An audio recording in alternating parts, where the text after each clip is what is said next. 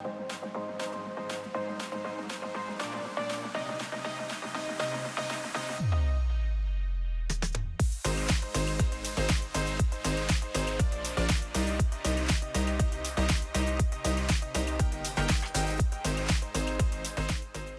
everyone, and welcome to the Savvy Cast. I'm so grateful that you're joining today, whether you are listening on the podcast or watching on YouTube. Today will be a very fun and informative episode. We are going to talk about crawfish in general and crawfish boils in particular. And my guest today is someone near and dear to our family. He's very well known in the city of Birmingham, and his name is Duane Donner. And Duane and his wife, Amy, have been married 30 plus years, and they are residents here of Birmingham. He has 3 beautiful daughters, and 2 of them are married and have given them 4 granddaughters and 2 grandsons. And they have a full nest, and Duane and Amy are fabulous grandparents. Duane is a very respected business leader in Birmingham. He's the founder and CEO of Founders Advisors. It's a middle market M&A advisory firm. And my husband has been a partner at Founders for 20 plus years. And Duane has established himself both professionally and in the spiritual realm. He's very active on many boards. He's an active member of Church of the Highlands and Highlands College. Duane is also an avid wing shooter and fisherman, and he has a farm. And he also hosts an event that he's held for several years, Heritage Farms, which helps families with their legacy. And I'm going to bring him back at another time to discuss that. But today, we're going to talk about crawfish. And Duane is exceptionally qualified to talk about crawfish because he is a native of Lafayette, Louisiana. So you'll find out very quickly listening to him. He is very Cajun and he's fabulous. Duane, thanks for being here today. Thank you, Jamie. I'm excited. I love talking about my Cajun heritage, and of course I love crawfish and having crawfish boils. So this is a fun topic for me. Well, I'll just say at the outset, and anyone who knows you and has been in Birmingham, the Founders Crawfish Boil is like the event that everyone wants to go to. So I'm super excited. I can't wait. But before we jump in, I want to ask you the question that I ask all of my guests as an icebreaker. What would you choose as your last meal? Man, that's a tough one because there's so many things I love, but probably for a lot of reasons, there's one dish that's very special to my family, and I think you and I have talked about it before. I don't know if I've ever served it to you, but it's called chicken sauce piquant, and it's one of my favorite meals. And it's a family tradition. We cook it every Christmas holiday. We only cook it really like once a year, and because it has a lot of sentimental value and it's very delicious, it would probably be, if I had to pick a last meal, it would probably be my last meal. Well, it must be great. And you've never cooked it for us, so we would love to try that once. I know it's wonderful. I've always told people if I had to have someone cook my last meal, you would be on the short list.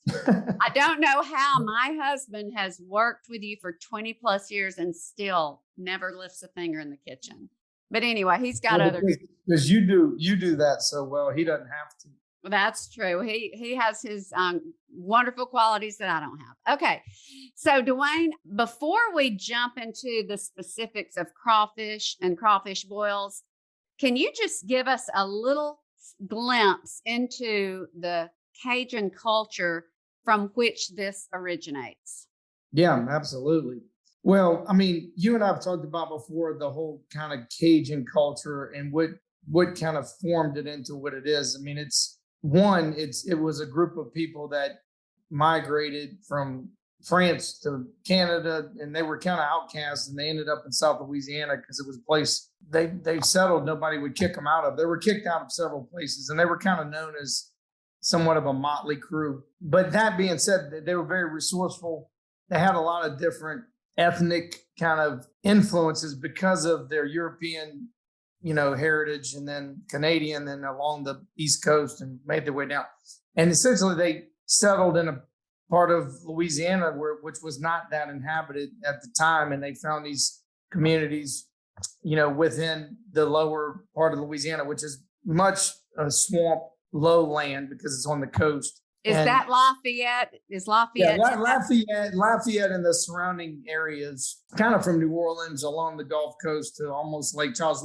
Lafayette is known as the heart of Acadiana, which is the heart of Cajun country. But you have Cajun influence literally from the Texas border of Louisiana all the way to New Orleans. And there's a lot of different, kind of sects and flavors of that. Because there's literally Cajuns that have a lot of German influence. There's Cajuns that have a lot of Italian influence, Spanish. So there's a lot within all that. But French is the predominant influence. That all being said, the bottom line, these were people that built these communities.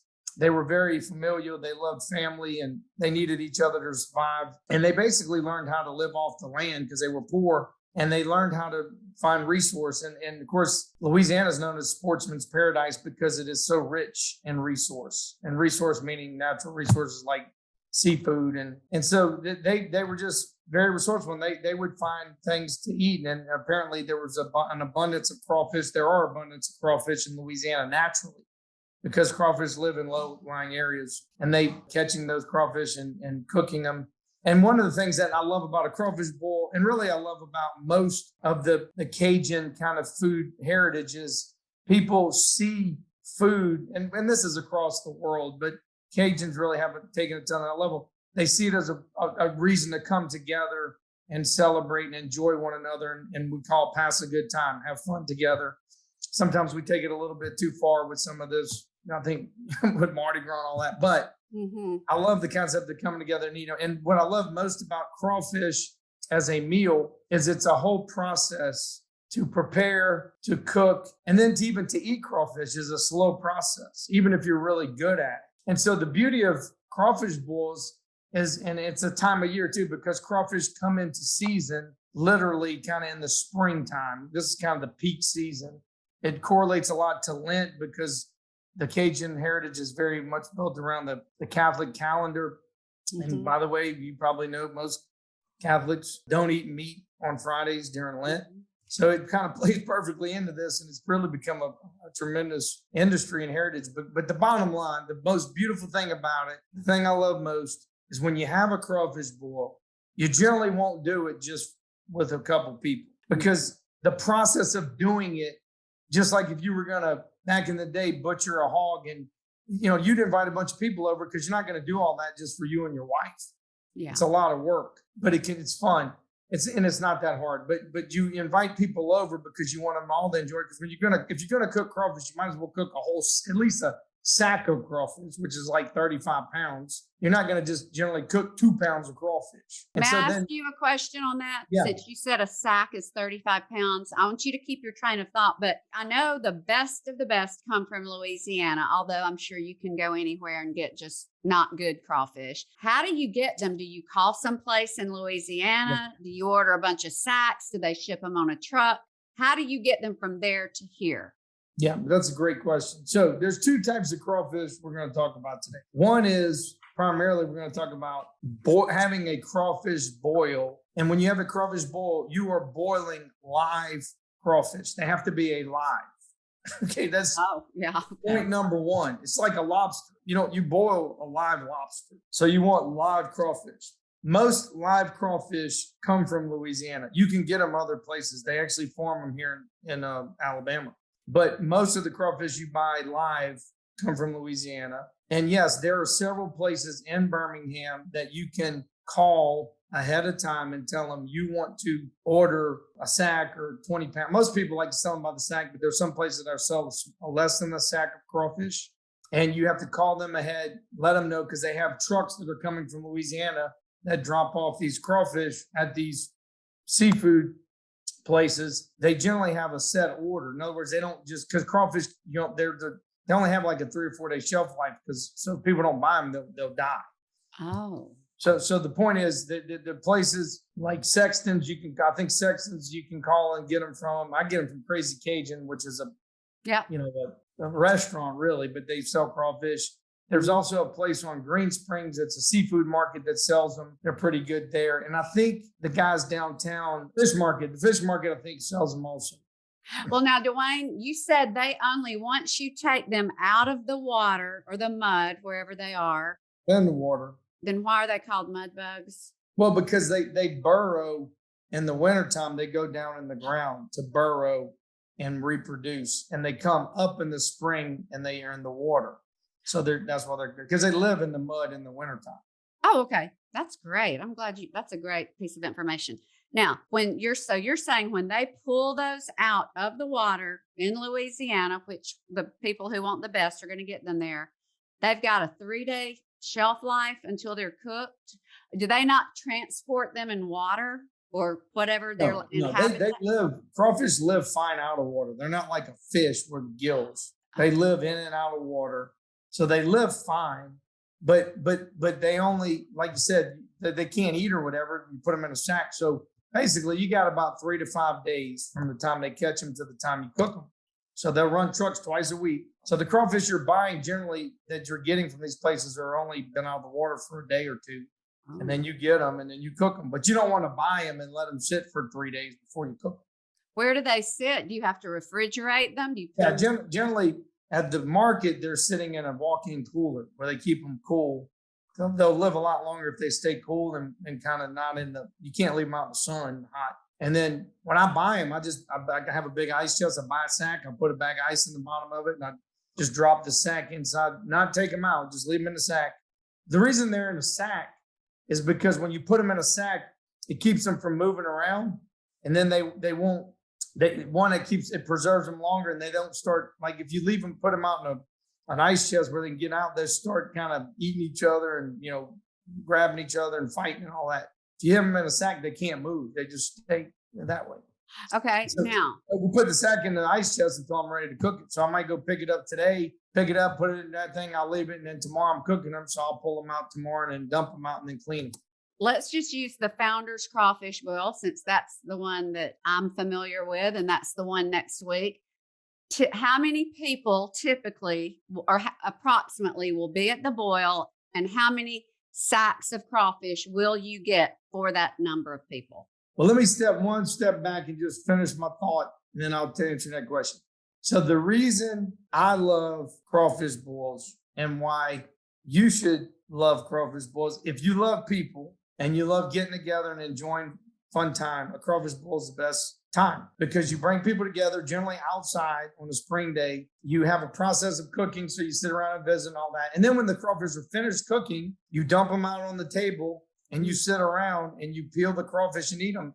And generally that takes, especially for a novice, but even for people like me, that process takes an hour or 2 hours. So it's a time to come together and just fellowship and talk and visit and have fun together with the kids and all that. And that's what we grew up doing. That's why people from Louisiana love crawfish, because it brings back great memories of us getting together and having fun with family and friends.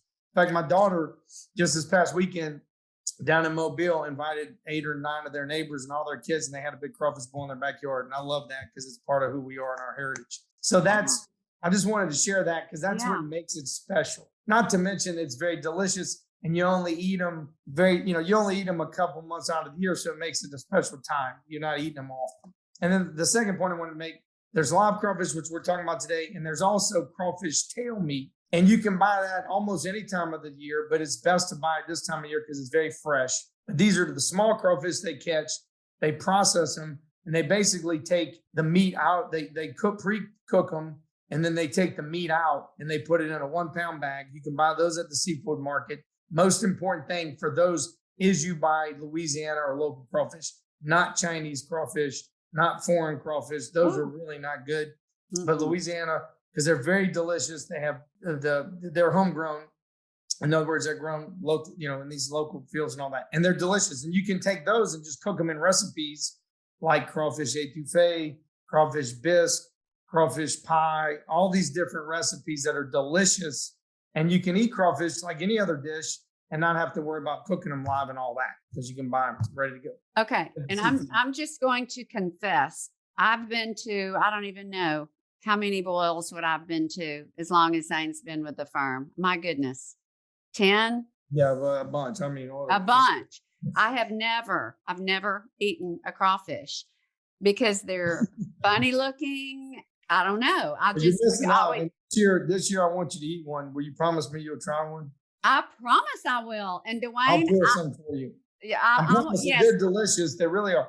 You got to think of a crawfish, honestly. And I know you have this question. It's really like a baby lobster. It's a freshwater baby lobster. Then all day long, that's my favorite. I love lobster. So if you love lobster, will you love crawfish? Yes. Is it the same, or is it like, everything tastes like chicken? Is it really like lobster? I mean, it's like, similar to that. I mean, like if lobster is chicken, then crawfish is, frog legs or something. I mean, they taste the same. It's the same kind of texture and everything. It has the same flavor.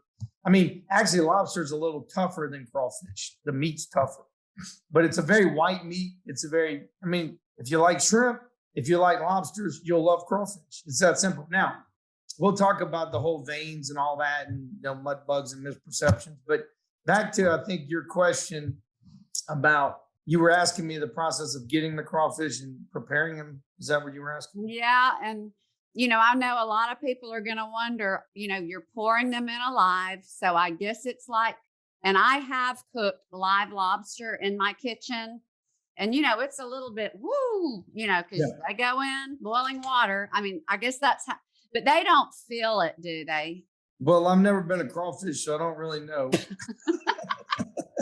But I've never heard them scream or anything. I think they're fine. No, so I hadn't really thought much about all that. I mean, I think, God gave us crawfish for just like chickens, to eat them. But anyway, as far as the preparing process, it's very doable, but it's not something that, I do like for dinner on a Tuesday night. This is more like, hey, something you're going to do. You got to do it, when you got a little time and you enjoy cooking and all that. But the process of, you said, how can you buy them and all that? Generally a sack is 35 pounds. Our family can basically eat a sack of crawfish.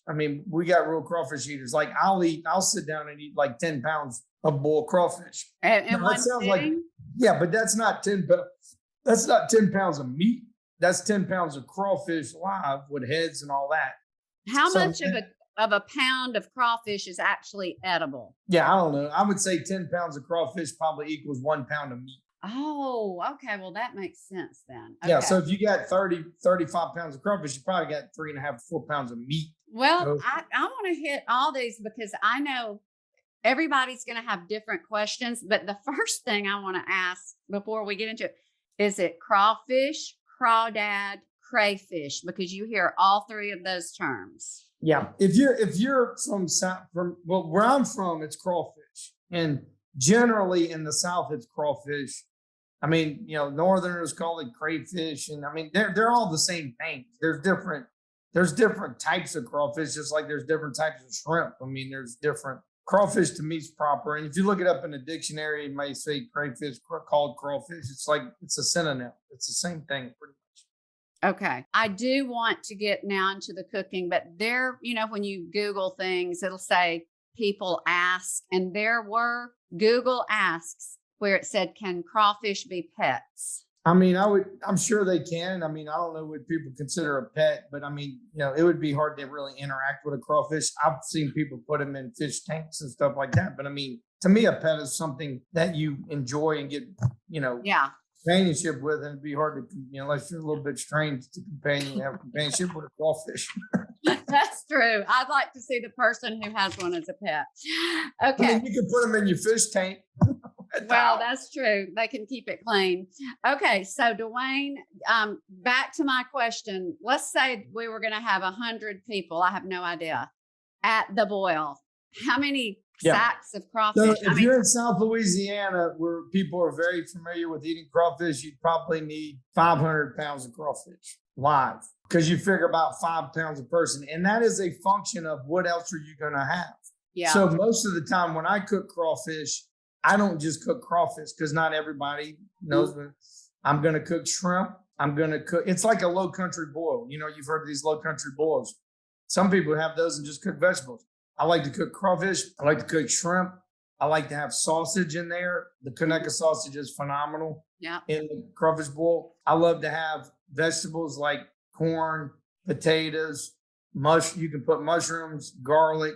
I mean, you can put almost anything, any kind of vegetable in a crawfish boil. So people then have a meal. It's not just eating crawfish. Right. You're eating crawfish, you're having some corn and potatoes, and that fills people up. So by the way, corn and potatoes is a lot cheaper than crawfish. So, it's, How much is a sack, Duane, or a pound? It varies, but I mean, today they're probably running they're probably running, $4 a pound. So if you got a 35-pound sack of crawfish, you're talking about $150 for a 35. Now, let me go a step further. If I'm cooking for people in Alabama at a crawfish boil and I'm going to have shrimp and all that, I'm probably figuring 1 or 2 pounds a person because they're not going to eat as much. And they, and they're going to be gravitating more towards the corn and potatoes and sausage and shrimp. So, like we're going to have this crawfish boil, we'll probably have 350 people and we'll have, 550 pounds of crawfish, but we'll have 100 pounds of shrimp. And, and by the way, we're doing this in the afternoon.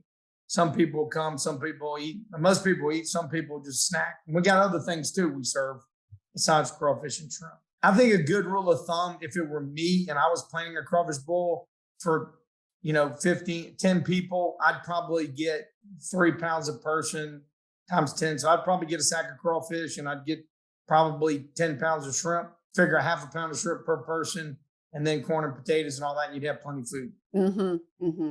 Because as I said, I've gone over 10 years to the Founder's Boil and I've never eaten a crawfish. I go over there and eat the shrimp and the sausage and all that, but I will do differently this year. Yeah, you got to promise me this year. I promise. If you'll handle it. We're going to video you eating some crawfish. Yeah, we will, but you're going to clean them because I don't think I don't know if Zane cleans them or I don't even know if he eats them. He's always running around, talking, visiting, but doing his thing. But I want to ask you this because I like to look at the whole picture of what's out. You've already mentioned the sausage, the corn, you usually have, is it dirty rice or boudin or what? That's usually always there. Yeah. And I mean, that's like, if I was doing a crawfish boil at my house, I would not have, we do jambalaya and rotini and all. I wouldn't do that if I was doing it at my house because but because we're doing it for a larger group of people and we're trying to, have something for everybody. At our crawfish boil, we have, it's not dirt, it's jambalaya, which is a rice dish, and then we have a shrimp rotini, which is that pasta dish with shrimp in it. There may be a couple other things. It's just a couple Cajun dishes that go along with it. Okay, now as for condiments, because to me they're everything. If you have the best food, like, don't give me a lobster without clarified butter, ever. What are the must-haves? I'm sure cocktail sauce. Yeah, well, there's a couple of things I really love with crawfish, and most people, when they try it, they love it, and you'll try it. One is, I like cocktail sauce because we have shrimp. I'm not a big cocktail sauce person with crawfish, but it goes pretty well with crawfish. Some people love cocktail sauce. We also have a kind of a remoulade. Crazy Cajun has one of the best sauces, in my opinion, I've ever had. And I make my own, and theirs is better. And they call it Craig sauce, named after a guy from Louisiana who used to work there named Craig. Oh, Craig sauce. Craig sauce, C-R-A-I-G, Craig sauce. They make it in this restaurant. It's basically a mixture of mayonnaise and ketchup and hot sauce and seasonings and all these, but it's a phenomenal sauce, similar to what you get at some of these wing places. You know what I mean? Yeah. But theirs is the best I've ever had. And everybody who eats it loves it. In fact, they ought to bottle it up and sell it. But I love that sauce. And then I love crackers. I love to have crackers. I generally like the wafer crackers. What do you call those ones that come in? Not just I know what you're talking about. Keebler, those butter. Yeah. They're rectangular and they're butter. I love those crackers. My Yes. wife likes saltines. I don't really like saltines. I like saltines with oysters, but not with these. But those Okay. crackers to me are delicious. Ritz are okay. I love Ritz, but those are delicious. And I put like 2 or 3 crawfish tails on there and a little of that sauce, and I'm telling you, that is like unbelievable. So I like having those sauces. I always like to have hot sauce. People can make their own sauce.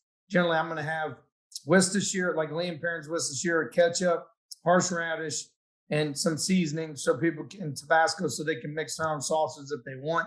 So you have all that you just mentioned, and you're saying some people are astute enough to sit there and make up their own sauce. Oh yeah, down in Louisiana, everybody wants to make their own sauce. Oh my goodness. Okay. Well, that's interesting. Some people like it hotter, some people like it milder, some people like more horseradish and all that. So you just kind of make it to taste. But over here, everybody loves the Craig sauce. We make it simple.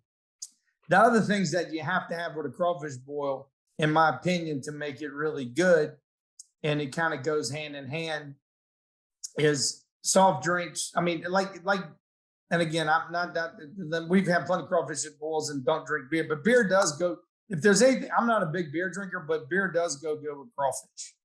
And it just has a good combo. Like, it's hard to drink a glass of wine with crawfish. It just doesn't go well. So does Coke.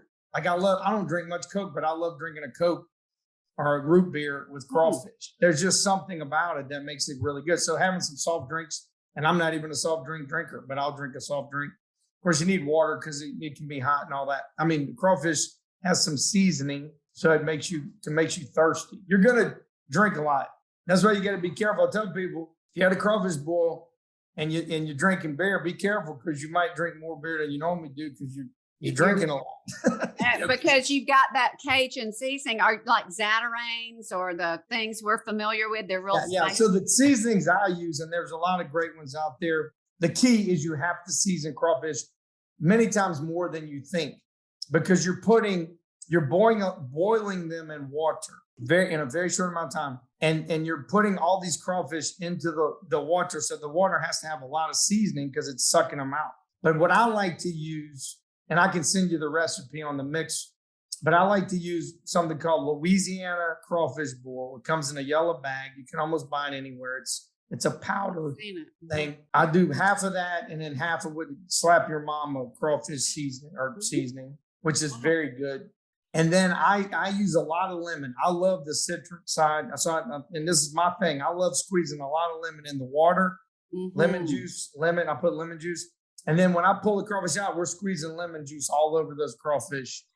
I love that lemon citrusy flavor that complements that seasoning. So, and generally we'll cook a crawfish. And I can give this recipe because timing is important. If you over or undercook crawfish, it's not good because they're hard to peel. There's a certain timing of crawfish, and it's pretty simple once you get the recipe to do it. Once it starts steaming really good, we cook it for 5 minutes when it's really steaming, with the puffing smoke, really hard boiling. Then I turn it off right at 5 minutes. And then I actually dump ice in the pot to cool it because you don't want it to keep cooking. And then I let it soak in that seasoning water, and it draws in the seasoning into the crawfish.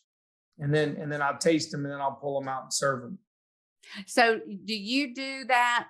Do you do all of your crawfish in one huge vat and do that one time, or do you have multiple vats that you do different crawfish in? No, my preference is to do it all at once. Now, okay, if you're cooking 550 pounds of crawfish, we don't generally have something big enough to cook all those at once. But generally, when I'm cooking for my family, I got a pot big enough. I got a 120 quart pot. And the challenge is you kind of got to it's hard for a lady to do it because you got to be kind of strong, to pick all this stuff up. It's really a 2-person job. But I'll cook a sack or 2 sacks of crawfish at one time because what I don't want to be doing, I love cooking, but I want to be sitting down with my family eating, enjoying it. I don't want to be over there working the whole time. So I want to cook it. So I'll cook the shrimp, all the corn and potatoes, get all that done. And then I'll put them like in a little ice chest on the side to keep them warm. So they're pre-cooked. And then I'll cook the crawfish. And then as soon as the crawfish are done, I'll put it all out and we start eating together because I don't want to be over there cooking while everybody's eating because I want to be part of the, That's wonderful. So even at the boil, once you're done cooking, it's all on the big tables. People go and gather, and you're able to enjoy and visit and eat. Your cooking is done. Yeah, well, I don't know if you noticed, maybe you don't, but I think it was 7, 8, maybe 9 years ago, I graduated, and for years I cooked all the crawfish at the Crawfish Boil, and I did all the cooking, and it was and I enjoyed it. But the whole reason I have a Crawfish Boil is because I'm trying to build relationships and see people, and I'd be over there sweating and cooking, and the party would be over, and I'm like, where'd everybody go? And I felt incomplete because I didn't get to really visit. So, and part of it was because I'm a control freak and I wanted to do it myself. I thought I could do better. But I'm learning as I get older, other people can do things as well. And now for the last 10 years, we've been getting Crazy Cajuns. They cook it to my recipe, my standards. So I don't do any of the cooking. I knew you had transitioned to that, but Crazy Cajuns is right down the street. They're fabulous. And I'm sure you've told them exactly what to do, and they're doing it your way. I do still, for years I really kind of micromanaged them. Because look, the truth is, if you all crawfish don't created equal, I do have a high standard, and I don't want to just have crawfish. I want to have really good crawfish. Right. I want people to go like, these are the best crawfish I ever had. And that's what Crazy Cajun, that's what they do for us. But you can go talk to them. I ain't one of their normal. I'm not a normal customer. We had a birthday party for you at Crazy Cajuns. Yeah. I remember that. I actually helped put Crazy Cajuns in business over 20 years ago, because I used to have one of my first business, having one of my stores there, and I helped Robert and Darren Gouger, who's passed away. I actually helped them start that business and get them in business. So I've got a very long 25-year relationship with those guys. Well, and this is another, because I do have a few more crawfish questions, but I'd love maybe if we round it out. I don't know if we've gone too long for you, but love for you to share with the people the business you had. Let me just ask you this real quick. On the Google Asks, it said, do most crawfish boils, or do most people remove the pooper tube? I don't even know what that is. I don't even know before pouring them onto the table. Well, let me tell you one thing about crawfish boils that to me is the most important thing if I'm cooking crawfish that people who are rookies don't understand. The most important thing, these things are delicious. They're good. I've eaten crawfish my whole life and I've never gotten sick or anything like that. And I mean, again, you can't be a fool, and it's seafood, so you got to make sure it's good and fresh and take care of it. But you're cooking it, by the way, you're boiling it, and even if it's bad and you boil it, you're going to be fine. Yeah. The key to crawfish and making them really good is seasoning one, but the most important thing is you clean them. They do live in ponds. They're not clean per se. I mean, they're clean meaning they're not harmful to you, but they do have sand and dirt and grit and all that on them. So I spend a lot of times. That's what I get with like Crazy Cajuns. I make sure they clean those things 3 or 4 times, which is more than they normally do, because I want them to basically be no dirt, no grit on those crawfish. They're very clean, so the water's like crystal clear the last time you clean them. So I highly recommend everybody. You got to clean crawfish, clean them very well until you got to rinse them over and over again until there's no more dirt in them. That's one. Okay, shrimp have a vein in them, which, again, whatever. That's where they, that's their vein. Yeah. That's their intestines. Let's call it that. So even eating shrimp, some shrimp are more gritty than others, but when you have that grit, that's what that is. And it's hard to take that out when you're peeling boiled shrimp. So even like with shrimp, we buy them now where they, in fact, I just made an order where they have a machine that basically deveins them, but they still have the shell on. With the crawfish, it's a lot different. It's very easy to take the vein out. Yes, they have a vein. But unlike a shrimp, you don't have to open the thing. I mean, when you peel the crawfish, the vein comes right out. Oh, okay. So you can easily peel a crawfish and take the vein out. For me, when I'm eating crawfish, sometimes I take it out, sometimes I don't. It doesn't bother me that much. It bothers me a lot more with shrimp than crawfish. Crawfish, no big deal. But I'll take the vein out, but I'm saying, like, don't let that be the reason you don't have crawfish, because it's easy to take the vein out when you peel Okay. What about sucking the heads to get that juice? If Yeah. it's just water and No. seasoning? Well, no, it's more than that. I mean, honestly, the best part of the crawfish, and this is even when you buy them in the 1 pound packs, is the fat. The fat is the yellow stuff that comes. That is the most flavorful part of crawfish. And it's delicious. I mean, it is delicious. And so, like when I'm cooking crawfish, like crawfish etouffee and all that, if it doesn't have fat, it's half as good as if it has fat. So I like to buy crawfish with fat. That's the flavor. So when you're peeling crawfish, especially if they're fat, which are the best ones, you'll see the yellow stuff. Most of that yellow stuff is inside the head, right inside the head where it connects. So generally what you're trying to suck is not just the juice, it's the fat. You're sucking the fat to eat the fat. And I normally use my finger just to pull it out. And, it's kind of nasty when if you're not familiar with it, it's kind of like, well, that's pretty nasty. You're sucking a head. But it's like, no, you're getting out the best part of the crawfish. But does the yellow look like the crab meat that the other part of the crawfish looks like, or is it a different consistency? It's a different consistency. And it's not really appetizing looking, correct? For those of us, No, if you're not a crawfish eater, it's not appetizing looking. So we just need to trust you and push through and try the fat. I'm going to show you when you come to the Crawfish Boil next week. I'm going to show you all these little things. And when it's over, you can be like, oh, okay, now I get it. Okay, that's awesome.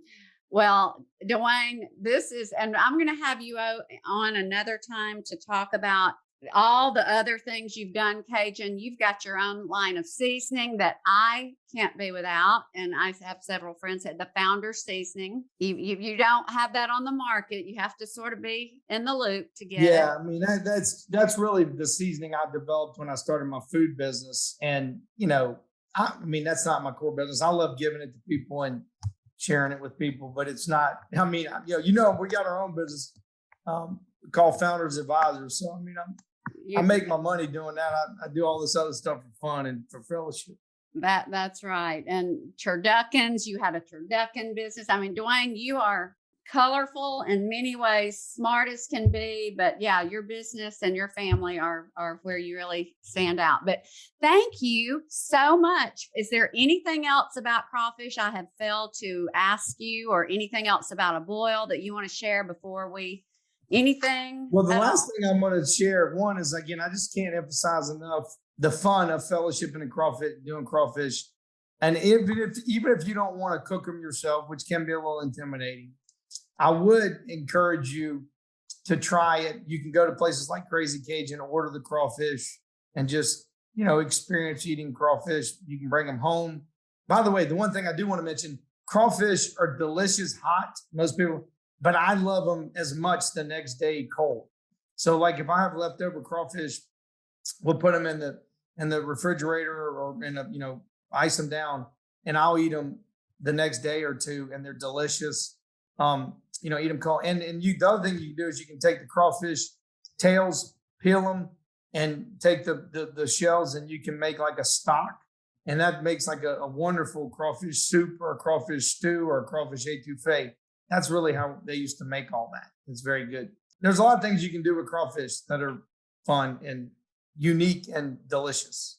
And I want to end on with one more question. If I want to go to Snap, because Snapper Grabbers is right down, or Sexton's. If I don't want to peel, I don't want to boil, I get the pound or two of the cooked. I get it right now while it's fresh. Take it home. What do I need to make sure? Do I need some drawn, but all the things you've said, or just at home? What's the most important way to eat that?